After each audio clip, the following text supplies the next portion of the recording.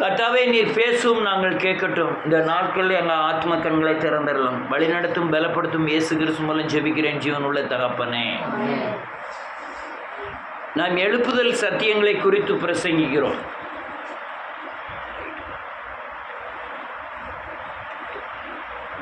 எழுப்புதல் என்பது அர்ப்பணிப்பை கொண்டது. இன்னைக்கு சபைகளில்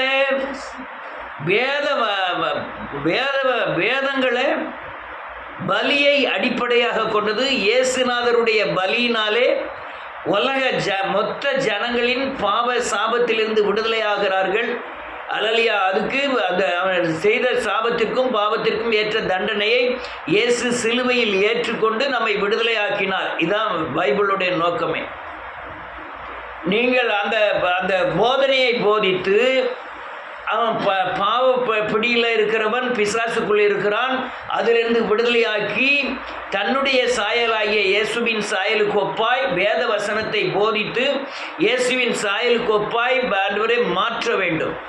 அதாவது செய்த பாவத்திற்கும் சாபத்திற்கும் அவன் தண்டனையை சகித்து கொண்டிருப்பான். அவனை சிலுவையை போதித்து மனம் திரும்ப வைத்து, சிலுவையில் தேவன் எல்லா சாபங்களையும் சுமந்து கொண்டார், தண்டனையை ஏற்றுக்கொண்டாருங்கிறத போதித்து அவர்களை தேவனுடைய ராஜ்யத்திற்கு ஆயத்தமாக்கப்படுவது தான் தேவ ஊழியங்கள். ஆனால் அது இந்த காலங்களிலே நடக்குதாங்கன்னா நடக்கலை. அதுதான் உண்மை. அதாவது நாட்களை கழிப்பதற்காகவும் இந்த உலகத்தில் சுகபோகமாய் வாழ்வதற்காகவும் இந்த பைபிளையும் இயேசுவையையும் இயேசுவின் வல்லமையாகிய அபிஷேகத்தையும் வரத்தையும் ஜனங்கள் வஞ்சிப்பதற்காக வஞ்சிக்கிற ஊழியர்களினாலே வஞ்சிக்கப்படுகிறார்கள். ஆனால் போதிக்க வேண்டிய காரியம் என்னவென்றால், நீ சாபத்தில் படுகிற தண்டனையிலே சிலுவையில் இருந்துதான் விடுதலை என்பதை போதிக்க வேண்டும். அதுக்கப்புறம் இயேசுவை போல மாற்றுவதற்கு, ஒவ்வொரு பாவமாய் விடுவதற்கு, சுபாவங்களை மாற்றுவதற்கு, இயேசுவின் சாயலுக்கு ஒப்பாய் மாறுவதற்கு அவர்களுக்கு போதித்து இயேசுவின் சாயலுக்கு ஒப்பாய் மாற்ற வேண்டும். இதுதான் ஊழியத்தின் அடிப்படை. இதே அதுதான்.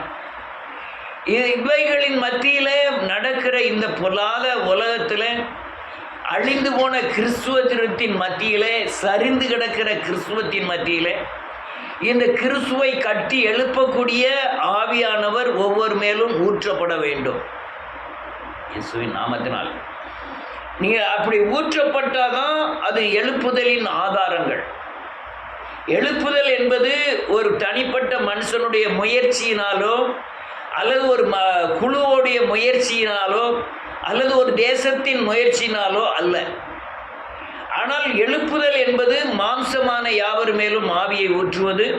எழுப்புதல் என்பது எல்லாருடைய முழங்கால்களும் அவருக்கு முன்பாக முடங்கும் என்பது, எல்லாருடைய நாவும் அவரை நோக்கி அறிக்கை செய்வது தான் எழுப்புதலின் ஆதாரம்.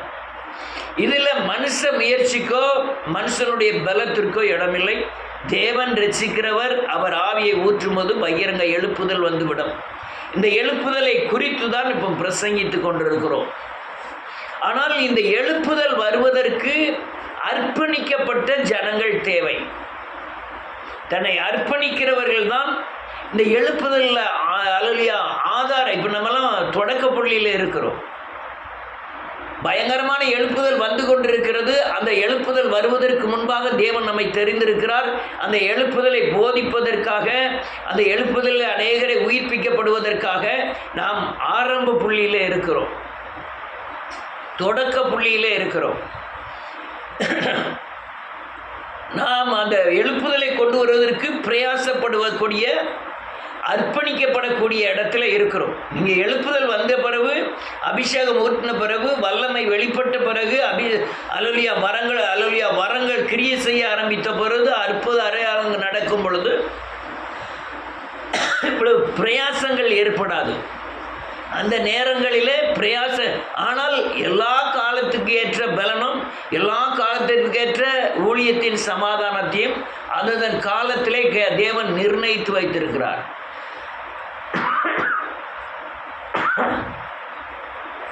இப்போ கொஞ்ச 100 வருடத்திற்கு முன்னால் பார்த்தீங்கன்னா இந்த இந்தியாவில் தமிழ்நாட்டில் அநேக இடங்களில் ஆலயம் கட்டப்பட்டது அல்லேலூயா இந்துக்களினாலே புற ஜாதியர்களினாலே இடம் கொடுக்கப்பட்டு தான தர்ம இல்லை பணம் கொடுக்கப்பட்டு புற ஜாதிகளாலே கட்டுவித்த ஆலயங்கள் அநேகம்.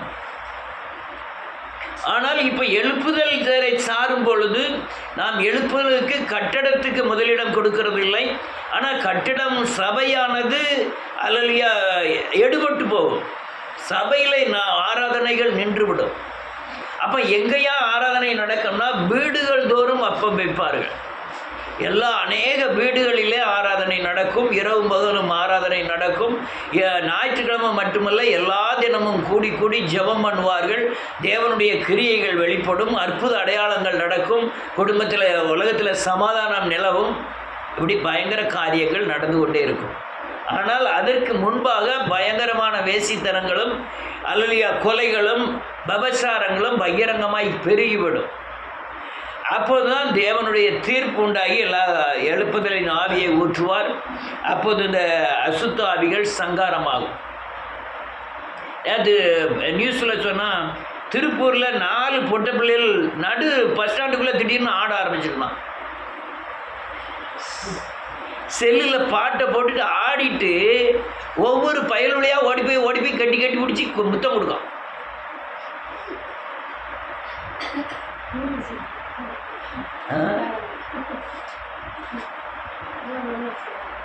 இது எதுக்கு தெரியுமா? வரப்போகிற பெரிய அழிவின் ஆதாரங்கள், கொடுமையின் அல்லேலூயா ஏசாயா 4வது அதிகாரம் 1வது வசனத்தில் எழுதியிருக்கிற காரியங்களுக்குள்ள இதே மாதிரி பல காரியங்கள்.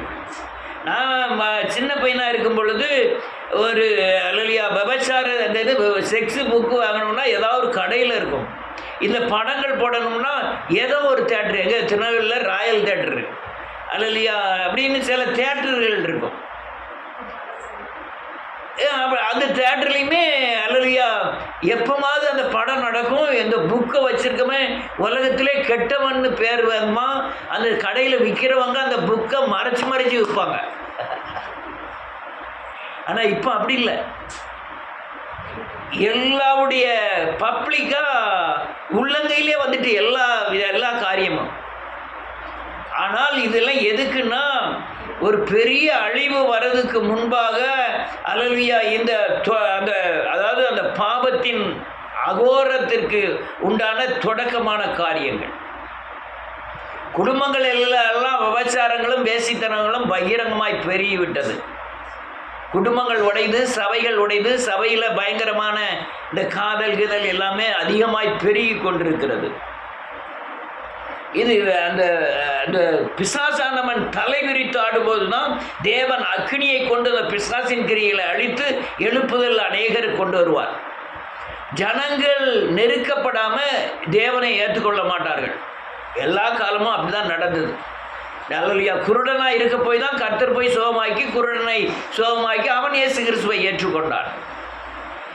அல்லேலூயா அநேக குஷ்டரோகிகள் எல்லாருமே நெருக்கத்தில் இருந்ததுனால்தான் பகிரங்கமாய் தேவனை கூப்பிட்டு தேவனிடத்திலே சேர்ந்து கொண்டால். அதனால தான் இந்த கொடிய அழிவு எழுப்புதலின் ஆதாரம்.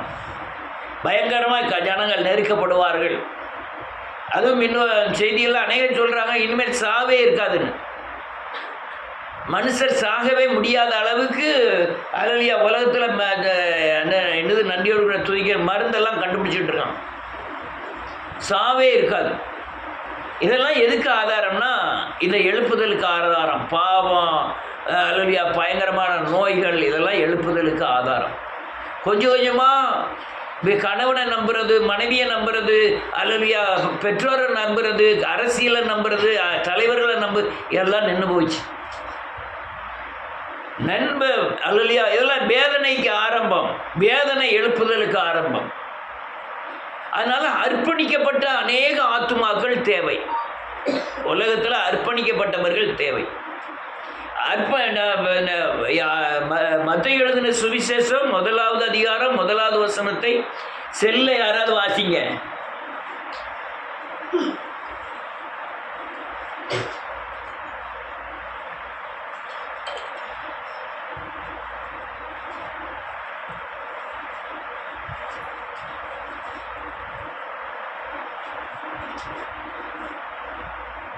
என்ன ஒருத்தர் இருக்கலாம் செல்ல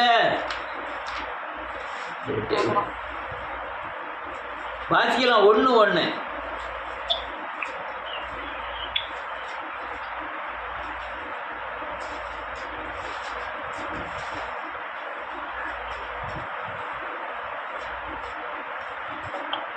என்னாச்சு? ஆபிரகாமின் குமாரனாகிய ஆமென். தாவீதின் குமாரனான இயேசு கிறிஸ்துவுடைய வம்ச வரலாறு. இதுதான் எழுப்புதலின் ஆதாரம். தேவன் ஆபிரகாமை தெரிந்து கொண்டார். அதுக்கப்புறம் ஒரு 14 தலைமுறைக்கு அப்புறம் தாவீதை தெரிந்து கொண்டார். தாவீதுக்கு அப்புறம் 14 தலைமுறைக்கு அப்புறம் இயேசுவை தெரிந்து கொண்டார். இப்போ இயேசு அல்லேலூயா தாவீதின் குமாரன், இயேசுவின் குமாரன் நான். இப்போ தாவீதின் குமாரன் எப்படி பிறந்தானோ அந்த முதல் குமாரன் பிறந்ததுக்கு உண்டான அர்ப்பணிப்பு, அதுதான் இயேசுவின் குமாரனாகிய நான் பிறப்பதற்குண்டான அர்ப்பணிப்பு. ஆபிரகாம் பிறந்ததுக்கு உண்டான அர்ப்பணிப்பு, அதுதான் எழுப்புதலின் ஆதாரத்தின் அர்ப்பணிப்பு. என்ன சொல்லு, எத்தனை பேர் புரியுதுன்னு தெரியல.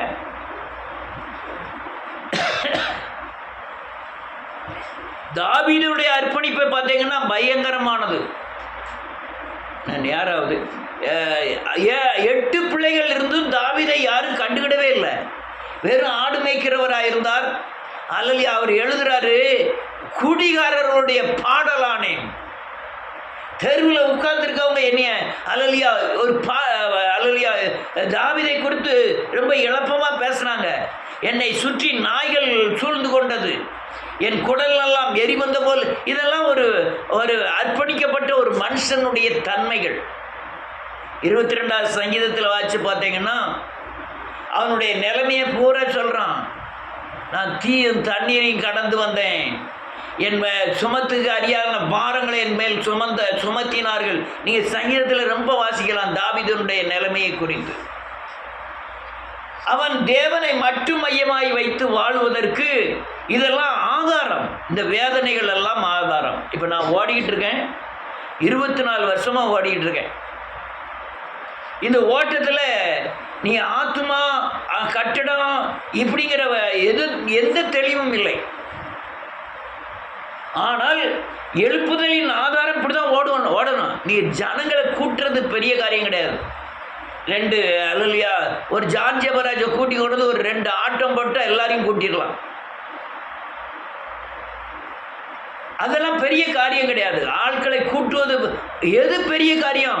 உன்னுடைய அழுக்கையை நீக்கணும், சாப பிடியிலிருந்து விடுதலை ஆக்கணும், பாவ பிடியிலிருந்து விடுதலை ஆக்கணும். இதுதான் மெயின். இதுக்கு தான் எழுப்புதல் தேவை. இதுக்கு தான் அந்த எழுப்புதலின் அபிஷேகம் தேவை. அதுக்கு அர்ப்பணிப்பு வைக்கப்பட்ட ஜனங்கள் தேவை. இப்போ எடுத்துக்கிடுவோம், ஆபிரகாமின் குமாரன் தாவீது, தாவீதின் குமாரன் இயேசு, இயேசுவின் குமாரன் நான். இப்போ தாவீதின் குமாரன் ஆகிய முதல் குமாரன் பிறப்பதற்கு யாரெல்லாம் அர்ப்பணித்தார்கள், அந்த அர்ப்பணிப்பு உள்ளவர்கள் தான் கிறிஸ்துவின் குமாரனாகிய நீங்களாக இருக்க முடியும். இவர்கள் தான் எழுப்புதலுக்கு பயன்பட முடியும். அர்ப்பணிக்க முடியாதவர்கள் எழுப்புதலில் பயன்பட முடிவதில்லை. நேரம் ஆகிட்டு போய் அதுக்குள்ளே 13 நிமிஷம் ஆகிட்டு. இயேசுவின் நாமத்தினால். முந்தியெல்லாம் பார்த்தீங்கன்னா ஒரு மனுஷன் தேவனை சேவிப்பதற்கு இங்கேருந்து ஜெருசலேமுக்கு போனோம். உலகம் முழுவதும் இருந்து கழுதையில் சேனம் கட்டி கொண்டு பல காடு மேடு அல்லையா மலைகள் குன்றுகள் எல்லாம் கடந்து ஒரு ரோடு இல்லாத நேரங்கள், ஒரு வழி தெரியாத நேரங்கள், ஒருத்தருக்கு ஒருத்தர் பேச முடியாத நேரங்கள், கழுதையில் சேனம் கட்டிக்கிட்டு 6 மாதம் அல்லையா சர்ச்சில் போய் உட்காந்துட்டு வருவார்கள். அப்படி இருந்த ஒரு காலம். பிறகு கொஞ்ச நாள் கழிச்சோன்னா 1 வாரம் சர்ச்சில் இருப்பாங்க, 10 நாள் இருப்பாங்க. பிறகு கொஞ்ச நாள் பார்த்தீங்கன்னா ஒரு ஞாயிற்றுக்கிழமை பூராமே சர்ச்சில் இருப்பாங்க. இப்போ அதெல்லாம் குறைஞ்சி 1 மணி நேரம் இருக்கிறார்கள். அதுவும் 1/2 மணி நேரத்தில் முடிக்கிறதுக்கு சர்ச் இருக்கான்னு பார்க்குறாங்க. 6 மாதம் இருந்ததெல்லாம் போச்சு. கழுதையில் எல்லாத்தையும் கட்டி கொண்டு போய் அங்கே கொண்டு வச்சுக்கிட்டு அங்கே தேவ சமூகத்தில் 6 மாதம் இந்த டோராவில் எழுதப்பட்ட வேதவசனத்தை கேட்டுட்டு அதுக்கப்புறம் அதை அப்படியே கொண்டு வந்து நடைமுறைப்படுத்தி வாழ்ந்த காலம்லாம் போயிட்டு. இன்னைக்கு இப்படி ஆக காரணம் என்ன? தேவன் மேலே வைக்கிற வைராக்கியங்கள் குறையதான் காரணம். இயேசுவின் நாமத்தினால இவன் சாலமன் தாவீதுடைய முதல் குமாரன். இயேசு தாவீதுடைய குமாரன், இயேசுவோடைய குமாரன் நான். இந்த தாவீதுடைய முதல் குமாரன் பிறப்பதற்கு அர்ப்பணித்தவர்களை மட்டும்தான் அவங்ககிட்ட சொல்லிட்டு முடிக்க போகிறேன். ஏன்னா எழுப்புதலுக்கு அர்ப்பணிக்கப்பட்டவர்கள் தேவை.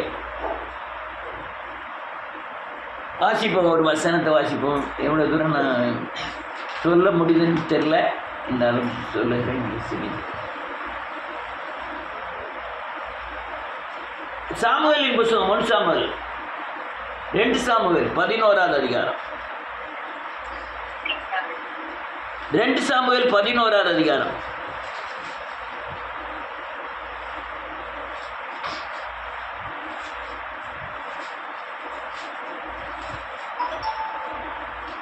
இருபத்தி 7வது வசனத்திலிருந்து வாசிக்கலாம். 27வது வசனம் வாசிக்கலாம்.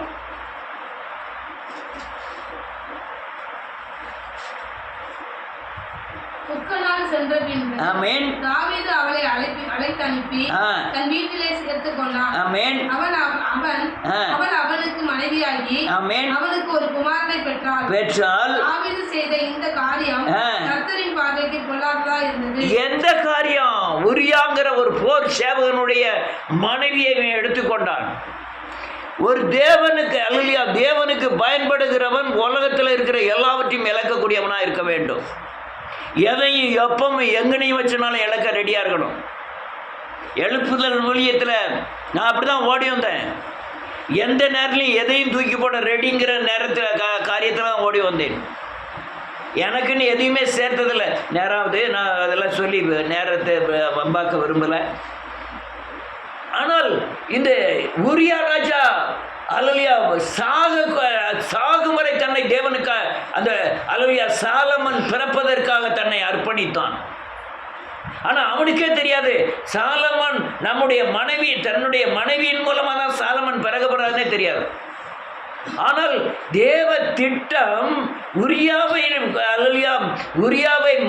மரணிக்க பண்ணி, தாவீது கொண்டு உரியாவை மரணிக்க பண்ணி அந்த பத்சேபாளை தனக்கு மனைவியாக்கி கொண்டு அதன் மூலமாய் ஒரு குழந்தையை பிறக்க செய்து இந்த எழுப்புதலின் முதல் மனுஷனாகிய சாலமனை பெற்றெடுக்க தேவன் அனுக்கிரகம் பண்ணினான். சாலமன் தப்பு பண்ணிட்டான். ஆனால் தேவாலயம் கட்டினதே அவனை வச்சுதான். உலகத்திலே அவனை போல ஞானம் யாரும் இல்லைன்னு வேதம் சொல்லுகிறது. வேதம் சொல்லுகிற ஞானம் எதுனா கர்த்தருக்கு பயப்படுதான் ஞானம். அந்த அளவுக்கு பயந்த ஒரு தேவ மனுஷன் அநேக நீதிமொழிகளை எழுதினான். அநேக அல்லேலூயா பயங்கரமான ஞானத்தை தேவன் கொடுத்திருந்தார். அதற்கு முன்னும் அதே மாதிரி ஞானம் இல்லை, அதுக்கு பின்னாலும் இல்லை. இதெல்லாம் எழுப்புதலில் உள்ள ஜனங்களின் மத்திய ஜனங்களுக்கு இருக்கக்கூடிய தன்மைகள். அதுதான் சாலமோன்ட்டு வெளிப்பட்டது. இந்த சாலமோன்ட்டு வெளிப்படுகிற இந்த எழுப்புதல் கிரியைகள் வரணும்னா அர்ப்பணிப்பு தேவை. இந்த உரியாவுடைய அர்ப்பணிப்பை பார்த்தீங்கன்னா, ஆனால் அவனுக்கே தெரியாமல் அவனை அர்ப்பணிக்க வைக்கிறார். ஏன்னா சாலமன் பிறக்கணும். சாலமன் அல்லேலூயா தாவீதின் அல்லேலூயா ஆவிக்குரிய அல்லேலூயா முதல் மகன்.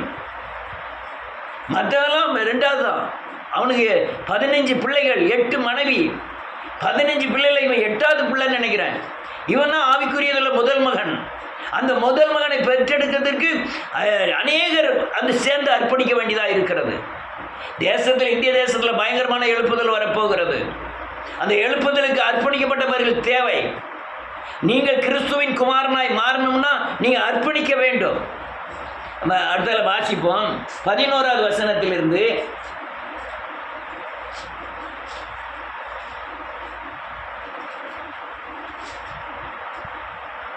பதினொன்று 6 வாசிங்க. யாராவது வாசிங்க, நேரம் இல்லை. இன்னும் பட்சபால குடிச்சு பார்க்கணும். இன்னும் வாசிங்க யாராவது. அப்பொழுது தாவீது கேத்தியனாகிய உரியாவை என்னிடத்தில் அனுப்பு என்று யோவாபின் அண்டைக்கு ஆள் அனுப்பினான். அப்படியே யோவாப் உரியாவை தாவீதின் இடத்திற்கு அனுப்பினான். உரியா எங்க இருக்கான்? போர்ல இருக்கான். 30 பேருக்கு தலைவர், நல்ல பவர் உள்ள ஒரு மனுஷன், தேச பற்றுடையவன், ராஜா மேல வைராக்கியம் உடையவன்.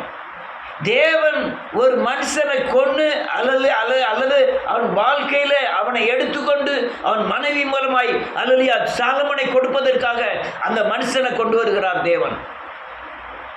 நல்ல மனுஷன் ஐயா. தேவ திட்டத்தில் எல்லாரும் தேவை. தேவ திட்டத்தில் நல்லது மட்டுமா இல்லை, அர்ப்பணிக்கப்பட்டவர்கள் தேவை. இவன் ஜீவனையே தேவன் அர்ப்பணிக்க வைத்தார். அவன் யாருன்னு அல்லையா அவனுக்கே தெரியல. நான் சாக போறேன்னு அவனுக்கே தெரியல. வாசிக்கலாம் 11வது வசனம். உரியா தாவீதை நோக்கி, பெட்டியும் இஸ்ரவேலும் யூதாவும் கூடாரங்களிலே தங்கி என் ஆண்டவனாகிய யோவாப்பும் என் ஆண்டவனின் சேவகரோ வெளியிலே பாளையமிருக்கையில் நான் புசிக்கிறதற்கோ குடிக்கிறதற்கோ என் மனைவியோடு சயனிக்கிறதற்கோ வீட்டுக்குள் பிரவேசிப்பேனோ? நான் அப்படி செய்கிறதில்லை என்று உடைய பெயரிலும் உடைய ஆத்மாவின் பெயரிலும் ஆணையிட்டு சொல்கிறேன் என்றான். அவன் என்ன சொல்லலாம் பாருங்க. நான் தாவீதை நோக்கி, ராஜாவை நோக்கி சொல்றான்.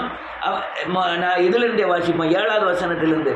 உரியா அவனிடத்தில் வந்தபோது தாவீது அவனை பார்த்து, யோவாப் சுகமா இருக்கிறானா? ஜனங்கள் சுகமா இருக்கிறார்களா? யுத்தத்தின் செய்தி நற்செய்தியா என்று விசாரித்தான். பின்பு தாவீது உரியாவை நோக்கி, நீ வீட்டிற்கு போய் பாத சுத்தி செய் என்றான். உரியா ராஜா அரண்மனையில் இருந்து புறப்பட்ட போது ராஜாவினிடத்தில் இருந்து உச்சிதமான பதார்த்தங்கள் அவன் பின்னாலே அனுப்பப்பட்டது. ஒரு ராஜா ஒரு மனுஷனுக்கு பயங்கரமான கணவன் தான். ராஜா பேசினாலே, யாரோ ஒரு ஆள் சொன்னாங்க, ஒரு பெண்மணி தான் சொல்லிச்சு, ரஜினி போகும்போது என்கிட்ட சிரிச்சுக்கிட்டே என் தலையில் கொட்டிட்டாரு அப்படின்னு. அது என் ஆயுசு முழுக்க சந்தோஷமா இருக்கும்னு சொல்லுது. ஒரு ரஜினி ஒரு சினிமா நடிகன் போகும்போது சும்மா கொட்டிட்டு போனோம், அது ஒரு பெரிய பாக்கியமாக நினச்சிக்கிட்டு அது சொல்லுது. ஆனால் ஒரு தாவீது ராஜா ஒரு மனுஷனை கூப்பிட்டு பேசுறதே பெரிய காரியம். அந்த பேசுறது மட்டுமல்ல, அவன்கிட்ட நீ வீட்டுக்கு போயிட்டு வா, கால கழுவு, சுகமாயிரு. அங்கே யுத்தம் நடந்துக்கிட்டு இருக்கு, ஆட்கள் செத்துக்கிட்டு இருக்கான். ஆனால் இவன் மற்றவங்க நினச்சிவான், நான் யுத்தத்திலேருந்து வீட்டில் போய் படுத்துக்கிட்டோம்னா இன்னைக்கு உள்ள சண்டையில் என் உயிர் போகாமல் இருக்கணும், பயந்து போயாவது போகாமல் இருப்பான். ஆனால் இவன் என்ன செய்யறான், நான் போக மாட்டேன். அடுத்தால எழுதிட்டு பார்ப்போம் 9வது வசனம். ஆனாலும் உரியா தன் வீட்டிற்கு போகாமல் ராஜ அரண்மனையில் வாசலிலே ஆண்டவருடைய எல்லா சேவகரோடும் கூட அவன் படுத்துக்கிட்டான். உரியா அங்க போருக்கும் போகல. போருக்கு போகணும்னா ராஜா சொல்லணும், யோவாப் கூப்பிடணும், வா போருக்குன்னு கூப்பிடணும். ஆனால் இதெல்லாம் கேட்காம இவங்களாம் போக சொல்லும் வரை நான் தேவ சமூக அரண்மனையிலே இருப்பேன்னு சொல்லி அரண்மனை வாசல்ல படுத்துட்டான். அவன் படுத்த இடம் யார் தெரியுமா? போர் சேவகர் கூட படுத்துக்கிட்டான். போர் சேவகனோடு இவன் மேன்மையானவன். யாரு? உரியா ராஜா. உரியா அடுத்தல என்ன இருக்கு? உரியா தன் வீட்டிற்கு போகவில்லை என்று தாவீதுக்கு அறிவிக்கப்பட்ட போது தாவீது உரியாவை நோக்கி, நீ பயணத்தில் இருந்து வந்தவன் அல்லவா? நீ உன் வீட்டிற்கு போகாதிருக்கிறது என்ன என்று கேட்டான். ஆமென். நீ அதாவது இவ்வளவு நாள் சண்டை போட்டிருக்க, பசியா இருந்திருப்ப, பட்னியா இருந்திருப்ப, வெயில்ல நின்றுருப்ப, மழையில இருந்திருப்ப, ஆனால் எவ்வளவு சங்கடப்பட்டிருக்க, வீட்டில் போய் கொஞ்சம் ரெஸ்ட் எடு அப்படின்னு சொல்றான். இவன் கேட்கவே இல்லை. மற்ற காரியம் அவனுடைய சதி காரியம் வேற இருந்தாலும், ஆனால் உரியாவை மட்டும் நீங்க வச்சு பார்த்தீங்கன்னா எழுப்புதலின் ஆதாரம் அதுதான். தன்னை பூரணமாய் அர்ப்பணிக்கிறான் இயேசுவின் நாமத்தினாலே. யாருக்கு? சாலமன் பிறப்பதற்காக தேவன் இந்த மனுஷனை அர்ப்பணிக்க வைக்கிறார் உரியாவை. நான் போக மாட்டேன். என்ன சொல்லலாம் பாருங்க 12வது வசனம். அப்பொழுது தாவீது உரியாவை நோக்கி, இன்றைக்கும் நீ இரு, நாளைக்கு உன்னை அனுப்பி விடுவேன் என்றான். அப்படியே உரியா அன்றும் மறுநாளும் எருசலேமில் இருந்தான். தாவீது அவனை தனக்கு முன்பாக புசித்து குடிக்கிறதற்கு அழைத்து அவனை வெறிக்க பண்ணினான். என்ன எழுதிருக்கு பாருங்க, ஒரு ராஜா தன்னை சம ஈக்குவல்ல ஒருத்தரை உட்கார வச்சு அவனுடைய வஞ்சகம் பேரு. ஆனால் இவனுடைய அர்ப்பணிப்பை பாருங்க, ராஜா அவ்வளவு மேன்மையை நினைக்கிறான். சொல்லலாம், இல்லை நான் போக மாட்டேன். நான் என்ன சொல்லலாம் பாருங்க, ஆனாலும் அவன் தன் வீட்டுக்கு போகாமல் சாயங்காலத்திலே தன் ஆண்டவனின் சேவகரோட படுத்துக்கொண்டான், படுக்கையிலே படுத்துக்கொண்டான். உடனே தான் அவன் போகல, படுத்துக்கிட்டான். ஏன்னா சண்டை நடந்துக்கிட்டு இருக்கும்போது நான் ஏன் வீட்டுக்கு போனோம்? நான் அவ்வளோ தேசப்பற்று, அர்ப்பணிப்பை பாருங்க. உடனே அவன் கையிலே ஒரு நிருபத்தை எழுதி கொடுத்தான். யோவாப் தான் படைத்தலைவன் கொண்டு போய் கொடுத்து சண்டை அகோரமாக நடக்கும்போது எல்லாரையும் பின்வர சொல்லிட்டு இவனை மற்ற முன்ன விட்டுரு அப்படின்னு சொல்கிறான். சொல்லி எழுதி இவன் கையிலே எழுதி கொடுக்கான். மரண ஓலையை இவன் தான் கொண்டு போகிறான். கொண்டு போய் அவன்கிட்ட கொண்டு கொடுத்தோன்னா வாட்சி பார்த்துட்டு ரைட்டு அப்படின்னு சொல்லிட்டு சண்டை நடந்துக்கிட்டு இருக்கு, எல்லாத்தையும் பின்வாங்க வச்சுட்டான். இவன் மாத்திரம் முன்னால் நிற்கான். அந்த நேரத்தில் அவன் மனசு எப்படி இருந்துருக்குன்னு பாருங்க. ஏதோ ஒரு சதி நடக்குன்னு அப்போ தான் நினச்சிருப்பான். ஐயோ நம்மளை ராஜாவே நம்மை நோக்கி ஒரு சதி பண்ணிட்டார. அர்ப்பணிப்பை பாருங்க. அதுக்கப்புறம் பிறக்கக்கூடிய சாலமன் பிறப்பதற்காக இவனை தேவன் கொண்டு வந்து அர்ப்பணிக்க பண்ணினார். தன் ஜீவனை அர்ப்பணிக்க பண்ணுகிறார் அவனுக்கே தெரியாம. அதே மாதிரி பத்சபாலுடைய நிலைமையை பாருங்க. அடுத்தவன் மனைவி ராஜா கூட்டு போயிட்டாரு, வீட்டில் போய் செத்துருக்கலாம், ஆனால் சாகலை. அதுக்கப்புறம் அல்லது ஒன்றுமே சொல்லலை, அவன் ஒன்றுமே எதுவுமே வாயை திறக்கலை. அவனுக்கு ஒரு குழந்தை பிறந்த உடனே அந்த குழந்தை தேவன் அடித்தார்னு வேற சொல்லுது. அது ரொம்ப கேவலமாக இருந்ததுன்னு வேற சொல்லுது. நீ அவளோட நிலைமையை பாருங்க. ராஜா அவ ஒரு வேலைக்காரனுடைய மனைவி, ராஜாவையும் எதுக்க முடியாது, கணவன்டையும் உள்ள காரியத்தை சொல்ல முடியாது. ஊரில் பூரா ராஜா இப்படி கூட்டிகிட்டு போயிட்டாருன்னா அவமானமாக பேசுவாங்க. இது அவமானத்தின் மத்தியில் போய் அந்த ஊருக்குள்ளே போய் இருக்கிறா. பயங்கரமான கொடுமையான காரியங்கள் அர்ப்பணிக்க வேண்டியதாக இருந்தது. எதுக்குன்னா இந்த அடுத்த முதல் பிள்ளை பிறகு அதுவும் பயங்கர கொடுமை. பிறந்த உடனே அந்த வேதமே சொல்லுது அந்த பிள்ளை ரொம்ப கேவலமாக இருந்ததுன்னு எழுதியிருக்கு. பிறகு தேவன் அந்த பிள்ளையை அடித்தார்னு எழுதியிருக்கு. அடிச்சு அதெல்லாம் அவ சகிக்கா தன்னை அர்ப்பணிக்கிறார். எதுக்கு? சாலமன் பிறக்க போறாரு. சாலமன் என்பது எழுப்புதலின் ஆதாரங்கள். ஈசாக்கு பிறப்பதற்கு அல்லேலூயா சாரால் எவ்வளவு தூரம் அர்ப்பணித்தாருங்கிறது சாராளுக்கு தான் தெரியும். 90 வயது வரையும் பல அவமான நிந்தைகளை ஏற்றுக்கொண்டார். ஏன்னா ஈசாக்கு பிறக்கணும் சுதந்திரவாளி. அது மாதிரி சாலமன் பிறக்கணும் ஞானி. வேதமே சொல்லுது ஞானி சாலமன். அல்லேலூயா அந்த சாலமன் பிறப்பதற்காக பத்சேபாள் தன்னை பூரணமாய் அர்ப்பணிக்கிறான். ஆனால் அவங்களுக்கே தெரியாது வரப்போகிறது பிறக்க போகிறது சாலமோன், அவன் பெரிய ஞானியாக இருப்பாதன்னெல்லாம் தெரியாது. ஆனால் அந்த பத்சேபாள் அந்த அளவுக்கு தன்னை அர்ப்பணிக்கிறாள் தேவன் அல்லேலூயா சாலமன் பிறப்பதற்காக. அடுத்தால கணவன் இறந்துட்டான். கணவன் இறந்து துக்கம் கொண்டாடுகிறாள். துக்கமோ பயங்கரமான துக்கங்கள். என்ன துக்கம்? கணவனை ராஜாவே ஆள் விட்டு அவனை முன்ன நிப்பாட்டு வச்சு கொண்டுட்டானே. இப்போ போக வேண்டியது ராஜா விட்டு தான் நம்ம போக வேண்டியது இருக்கு. எதுவுமே பேச முடியாது. என்ன ராஜா அப்படி போய் என் கணவனை கொண்டுட்டேன்னு கேட்கலாம் முடியாது. ஆனால் அவளுடைய நிலைமை தன்னை பூர்ணமாய் அர்ப்பணிக்கிறார் பத்சேபாள். இதுவரை பத்சேபாளை குறித்து அதிகமாய் பேசுவார்கள். எங்கன பத்சேபாளை குறித்தோ உரியாவை குறித்தோ பேசாத சர்ச்சைகளே கிடையாது. ஆனால் என்ன காரியத்தை பேசுவார்கள்? இந்த ஆதாரமாகிய சாலமன் பிறப்பதற்கு இவர்கள் தன்னை பூரணமாய் அர்ப்பணித்தார்கள். அவரை அறியாமலே அர்ப்பணித்தார்கள். இன்னொரு ஆள் அர்ப்பணித்த காரியத்தை சொல்கிறேன். அதுக்குள்ள 30 நிமிஷம் ஆகிட்டு. ராஜாக்களின் புஸ்தகம் 1 ராஜாக்கள்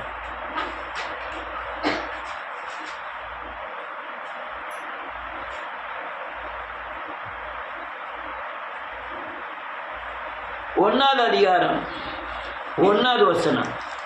செல்ல யாராவது வாசிய 1வது அதிகாரம் 1 வசனம்.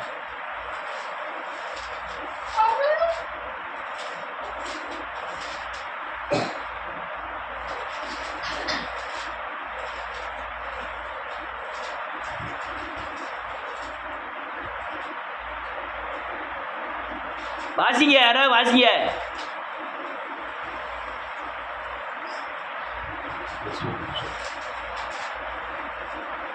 1 ராஜாக்கள் எல்லாம் எடுத்து வச்சுட்டீங்களோ? 1 ராஜாக்கள் 1 வசனம்.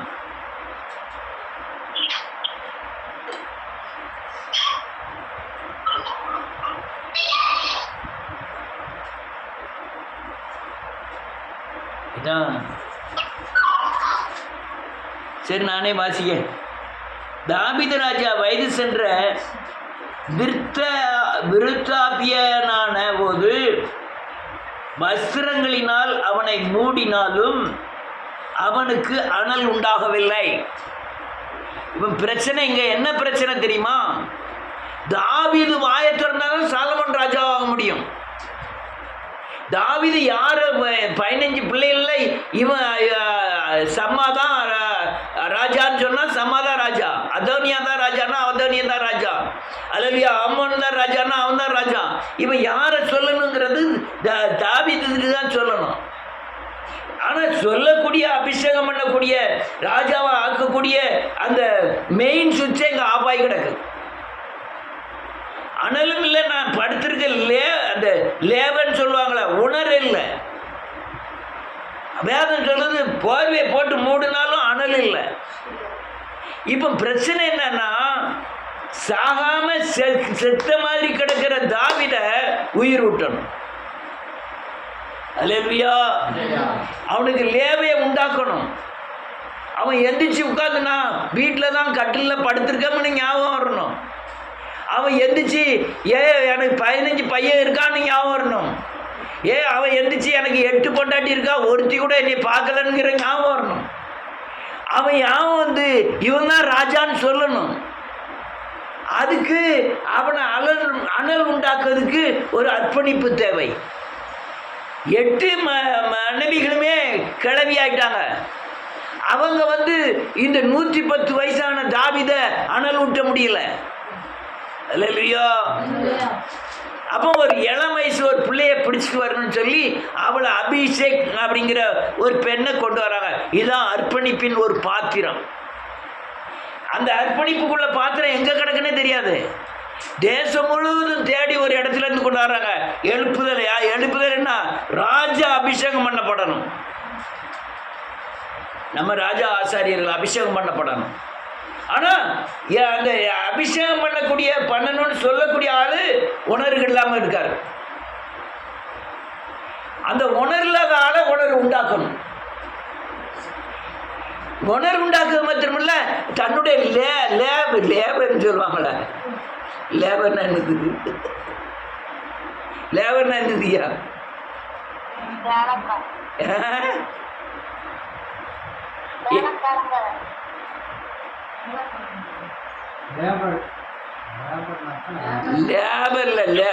லேபர்னா சுய நினைவே இல்லாம இருக்காரு. லேபர்னா சுய நினைவே இல்லாம இருக்காரு. யாரு? தாவீது ராஜா. வயசு என்னது? 110 வயசுக்கு மேல ஆகுது. லேபர் இல்லாம இருக்காரு. என்ன செய்யணும் தெரியல. இவர் சொன்னாதான் ராஜா அபிஷேகம் பண்ண முடியும். ஆனா ராஜா 8 பேர் 15 பேருக்கும் ஆசை தான் ராஜா ஆகணும். இவன் படுத்திருக்கும் போது ஒரு 3வது மாவன் ஓடினே ஒரு 4 பேர் ஆசாரியனை கொண்டு போய் அபிஷேகம் பண்ணி நான் தான் ராஜா வாழ்கான்ட்டான். இவன் சொல்லதுக்கு முந்தைய 10 பேரை கொண்டு போய் அவனே ராஜா நான் தான்ட்டான். அதானியா. அல்லேலூயா. இப்போ எழுப்புதல் வரணும்னா இங்க எழுப்புதலை கொண்டு வருகிற ராஜாக்கள்லாம் என்ன செஞ்சுக்கிட்டு இருக்காங்க? உணர் இல்லாம இருக்காங்க. அந்த அனலை உண்டாக்குறதுக்கு யார் வேணும் தெரியுமா? அபிஷேக்ங்கிற ஒரு பெண் வேணும். அவன் அற்பமானவா. தாய் தான் என்னாருமே தெரியாது. எங்கேயோ பிறந்திருக்கா, கட்டில குடியிருப்புல பிறந்திருக்கா, எங்கேயோ பிறந்திருக்கா. அங்க அவளை கொண்டு அனல் முட்டன். எதுக்கு அனல் முட்டன்னா, ராஜாவை அபிஷேகம் பண்ணக்கூடிய துருப்பிச்சிட்டே தாவீது தான். அவனை அனல் கொண்டு வரணும். அர்ப்பணிப்பு தேவை. அல்லேலூயா. இங்க என்னை தூக்கிட்டு வந்துட்டீங்களா, கூட்டிட்டு வந்துட்டீங்களா, எங்க அப்பா அப்படி இருக்கு, அம்மா அவர் சொல்லவே இல்லையே. நான் சாப்பிட்டுருக்கேன், சாப்பிடல, எங்க வீடு அப்படியே அதை சொல்லவே இல்லை. அவளுக்கு ஒரே நோக்கம் சாலமன் அபிஷேகம் பண்ணப்படணும். யார் அபிஷேகம் பண்ணப்படணும்? அதுக்கு ராஜா படுத்து கிடக்காரு. ராஜாவை நான் என்ன செய்யணும்? எழுப்பணும். அவரை எப்படியாவது எந்திரிச்சு உட்கார வச்சு பேச வைக்கணும். ஆனா தாவீது ராஜாவுக்கு உணரே கிடையாது. வேதம் சொல்லுது, போர்வை தூக்கி மூடினாலும் அவனுக்கு அனல் இல்லை. சுகர் பிரஷர் இருக்கான்னு எப்படி கண்டுபிடிக்கும் தெரியுமா? ஒரு போர்வை எடுத்து நல்லா மூடிட்டா போதும், அவங்களால இருக்கவே முடியாது, மூடிட்டு இருக்க முடியாது, டக்குன்னு திறந்துருவாங்க. அவங்களால மூச்சு விடாமல் இருக்கவே முடியாது. போர்வை முகத்தில் மூடினாலே டக்குன்னு எடுத்துருவாங்க. ஆனால் தாவீதுக்கு போர்வை மூடுதாங்கன்னே தெரியல. 2வது வசனம் என்ன எழுதிருக்கு வாசிங்க.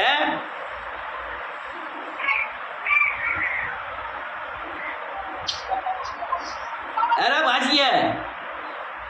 அப்பொழுது அவனுடைய ஊழியக்காரர் அவனை நோக்கி ராஜ சமூகத்தில் நின்று பணிவிடை செய்யவும் ராஜாவாகிய எங்கள் ஆண்டவனுக்கு அனல் உண்டாகும்படி உம்முடைய மடியிலே படுத்துக் கொள்ளவும் கன்னியாகிய ஒரு சிறு பெண்ணை ராஜாவாகிய எங்கள் ஆண்டவனுக்கு தேடுவோம் என்று சொல்லி இஸ்ரவேலின் எல்லையில் எல்லாம் அழகான ஒரு பெண்ணை தேடி ஆகிய அபிஷாமை கண்டு அவளை ராஜாவிடத்தில் கொண்டு வந்தார்கள். அந்த பெண் வெகு அழகாய் இருந்தாள். அவள் ராஜாவுக்கு உதவியாய் இருந்து அவனுக்கு பணிவிடை செய்தால், ஆனாலும் ராஜா அவளை அறியவில்லை. அழகான பெண்ணை கொண்டுட்டாங்க. பணிவிடை செய்யணும், அவனை அனல் மூட்டணும். ஆனா அவனுக்கு ஒண்ணுமே தெரியல, அனல் உணர்வே இல்லை. இந்த நிலைமை தான் தமிழ்நாட்டில் உலகத்தில் இருக்கிற எழுப்புதலின் காரியங்களின் தன்மை. இப்படி அனல் இல்லாமல் தான் இருக்கு. அனல் மூட்டுறதுக்கு ஸ்திரீகள் தேவை, அனல் மூட்டுறதுக்கு வாலிபர்கள் தேவை, இந்த அர்ப்பணிக்கப்பட்டவர்கள் தேவை. ஆனால் இவ வந்து ராஜா இப்படி கிடக்கான அதெல்லாம் நினைக்கவே இல்லை.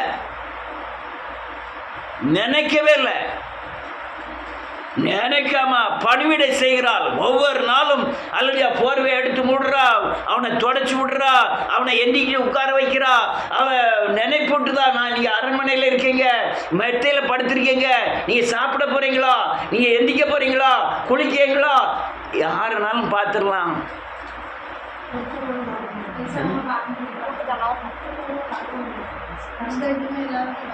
சரி படுத்துருங்க. ஆம்பளை ஆளையாவது ஆம்பளையாவது பார்த்துருவான். ஆம்பளை ஆளை யார் பார்க்க வேண்டியது? அது 110 வயசுக்காரனை 15 வயசு பிள்ளை பார்க்க வேண்டியது. அது எனக்கு பார்க்க முடியலன்னு சொல்லவே இல்லை. தன்னை பூரணமாய் அர்ப்பணிக்க நான் ஒரே நோக்கம் எழுப்புதலை கொண்டு வந்துடுறோம். ஒரே நோக்கம், அணைஞ்சி போய் கிடக்கிற, அனல் இல்லாமல் கிடக்கிற இந்த தாவீது ராஜாவை நான் என்ன செஞ்சிடணும்? எழுப்புனாதான் என்ன உண்டாகும்? அவன் வாயிலிருந்து யார் ராஜாங்கிற சொல்லுவான். அனல் மூட்டணும், ஒரே நோக்கம் அவளுக்கு. வேதம் சொல்லுது, எல்லாத்தையும் பாட்டிலும் வெகு அழகுள்ளவர். அழகுள்ளவர் கிழவனை போய் பராமரிக்க வருவாளா?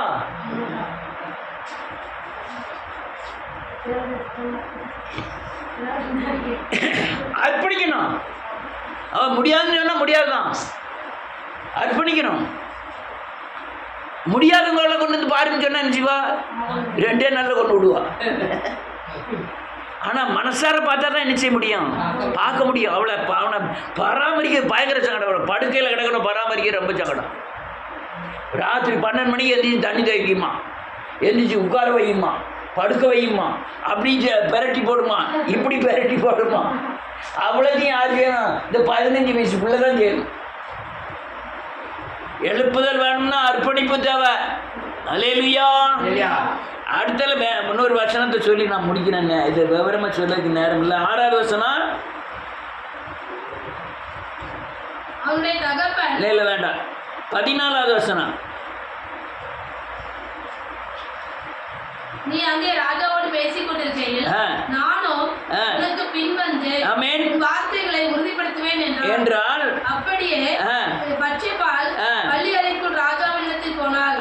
ராஜா மிகவும் வயது சென்றவனாய் இருந்தான். சூனேம் ஊராளாகிய இருந்தால் பத்சேபாள் குனிந்து ஆமென் ராஜாவை வணங்கினாள். ஆமென். அப்பொழுது ராஜா உனக்கு என்ன வேண்டும் என்று கேட்டார். அனல் உண்டாயிட்டுதா? எப்படி கடந்தவன் இவ பத்சேபாள் வாரத்தை கண்டுபிடிக்கான். நீ யாருன்னா கேட்கல, ராஜாவே வாழ்கன்னு சொன்ன உடனே இவன் கேட்கான். ஓனர் வந்துட்டு ஏய் என்ன வேணும்? அப்போ அனல் உண்டாக்குறதுக்கு நம்ம என்ன செய்யணும்? ஆள் வேணும், அர்ப்பணிக்கப்பட்டவங்க வேணும். அவளுடைய அர்ப்பணிப்பு தான் எந்திரிச்சு உட்காந்து பேச ஆரம்பிச்சிட்டான். யாரு? தாவீது ராஜா.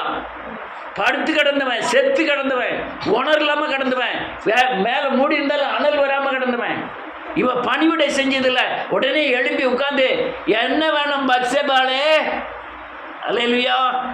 அடுத்தல அதற்கு அவள், என் ஆண்டவனே, எனக்கு பின் உன் குமாரனாகிய சாலமோன் ராஜாவாகி அவனே என் சிங்காசனத்தின் மேல் வீற்றிருப்பான் என்று நீர் உம்முடைய தேவனாகிய கர்த்தரை கொண்டு உமது அடியாளுக்கு ஆணையிட்டீரே. ஆமென்.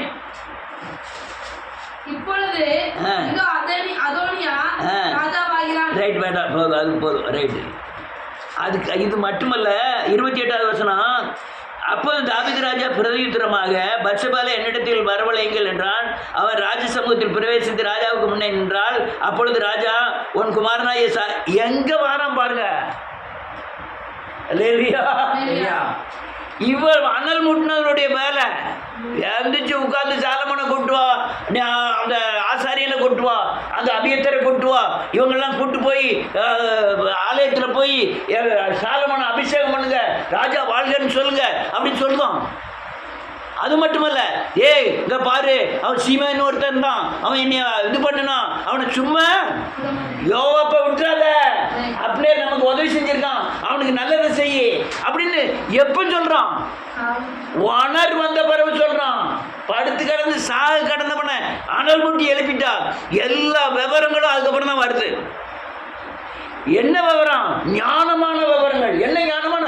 எனக்கு நன்மை செய்வனுக்கு நீ நன்மை செய், தீமை செய்வனை விட்டுறாத. நீ ராஜாவா இருந்து இப்படிலாம் செய், எனக்கு ஆலயத்தை கட்டணும்னு சொல்லி நான் இவ்வளோ சாமான்களை சவதரித்தேன். ஆனால் ஆண்டவர் சொல்லிட்டாரு, உன் கையை ரத்தக்கரை பட்டிருக்கு, அதனால் உன் மாவம் கட்டலான்னு சொல்லியிருக்கான். அதனால் எனக்கு தேவையான எல்லா பொருளையும் நான் என்ன செஞ்சு வச்சுட்டேன், எல்லாம் சேர்த்து வச்சுட்டேன், இடமெல்லாம் வாங்கி வச்சுட்டேன்.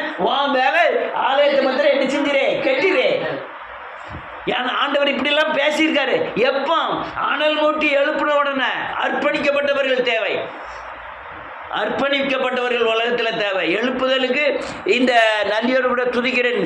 பத்சேபாலை போல, உரியாவை போல, இந்த அபிஷேக் போல அர்ப்பணிக்கப்பட்டவர்கள் இருந்தால் தான் எழுப்புதலே வரும்.